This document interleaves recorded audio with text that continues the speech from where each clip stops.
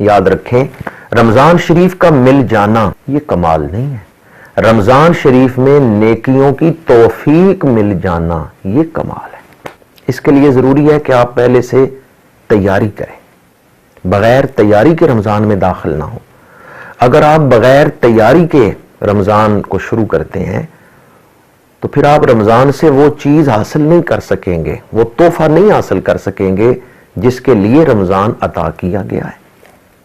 رمضان کو بہترین انداز میں گزارنے کے لیے ضروری ہے کہ پہلے سے آپ تیاری کریں۔ اب وہ تیاری کیا ہے؟ سب سے پہلے تو ذہن کو تیار کریں، اپنا ذہن اس طرف لائیں، باقی چیزیں ذہن سے نکالیں، یکسو ہو جائیں کہ رمضان آ رہا ہے، اللہ کا مہمان آ رہا ہے۔ آپ رمضان کو اہمیت دیں، باقی کاموں کو مؤخر کریں۔ دوسری چیز، رمضان شریف سے پہلے توبہ کریں۔ حضرت امام حسن بصری رحمت اللہ تعالی علیہ کے پاس ایک شخص آیا، اس نے کہا حضرت کافی عرصے سے میں تہجد پڑھنے کی نیت کر رہا ہوں لیکن مجھے تہجد نصیب نہیں ہوتی، حتیٰ کہ میں رات کو پانی کا کوزہ بھر کے اپنے سرہانے رکھتا ہوں، مصلی بھی رکھتا ہوں کہ آج صبح میں نے تہجد پڑھنی ہے، لیکن آخر شب آنکھ نہیں کھلتی، اور کبھی ایسا ہوتا ہے آنکھ کھلتی ہے لیکن میں بستر سے اٹھ نہیں سکتا۔ حضرت امام حسن بصری نے فرمایا تیرے گناہوں نے تجھے جکڑ رکھا ہے، اس وجہ سے نیکی کی توفیق نہیں ملتی، تو سچی توبہ کر، تجھے نیکیوں کی توفیق مل جائے گی۔ تو میں آپ کی خدمت میں بھی گزارش کروں گا رمضان شریف سے پہلے توبہ کریں، گناہوں کی نوست سے اپنے آپ کو نکالیں، تب آپ رمضان شریف کو اچھے انداز میں گزار سکتے ہیں۔ تیسری چیز، رمضان شریف میں محنت کرنے کا ارادہ کریں، سستی کو قریب نہ آنے دیں، غفلت کو قریب نہ آنے دیں، کاہلی کو قریب نہ آنے دیں۔ دنیا کے لیے تو آپ بڑی محنت کرتے ہیں، کاش آخرت کے لیے بھی محنت کریں۔ اپنی دنیا کو اچھی بنانے کے لیے جو لوگ محنت کر رہے ہیں، اے کاش وہ تھوڑی سی محنت آخرت کے لیے بھی کر لیں۔ میں رمضان شریف میں ٹی وی کے آگے بیٹھ کے وقت نہیں ضائع کروں گا، نیت کریں، سوشل میڈیا پہ وقت نہیں ضائع کروں گا۔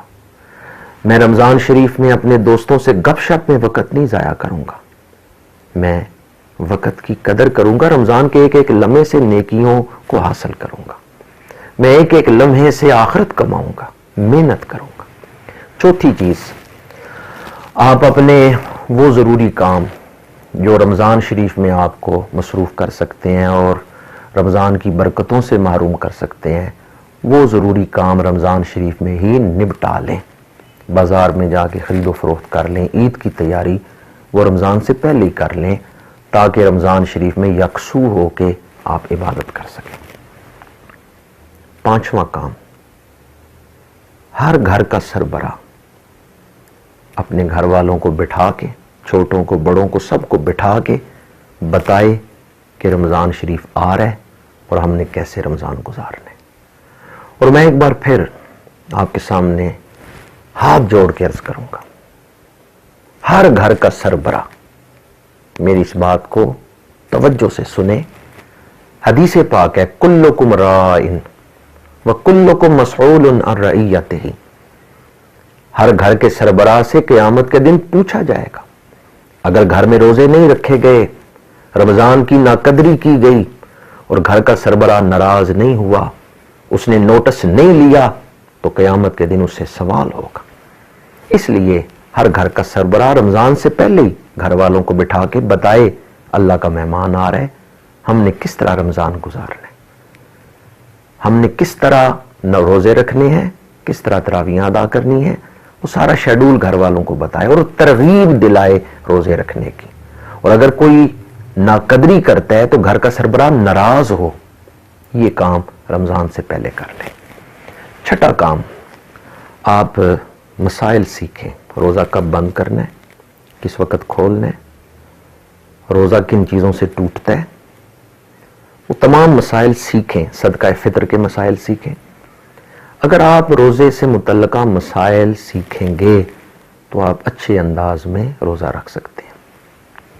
چھٹی چیز بلکہ 7ویں چیز میں عرض کر رہا ہوں رمضان کی تیاری کے سلسلے میں کہ رمضان شریف کی آمد پر ایک دوسرے کو مبارکباد دیں.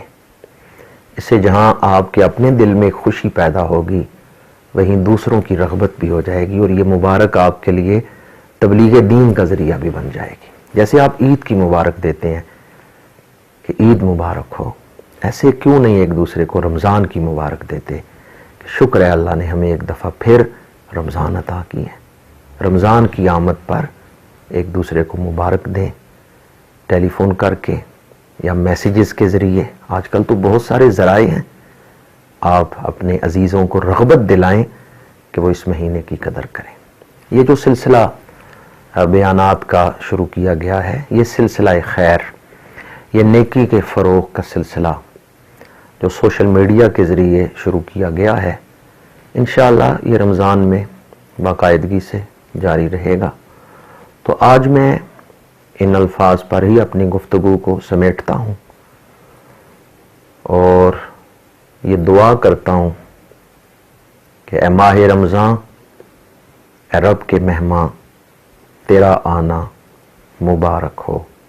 رکھیں گے روزے، پڑھیں گے قرآن، تیرا آنا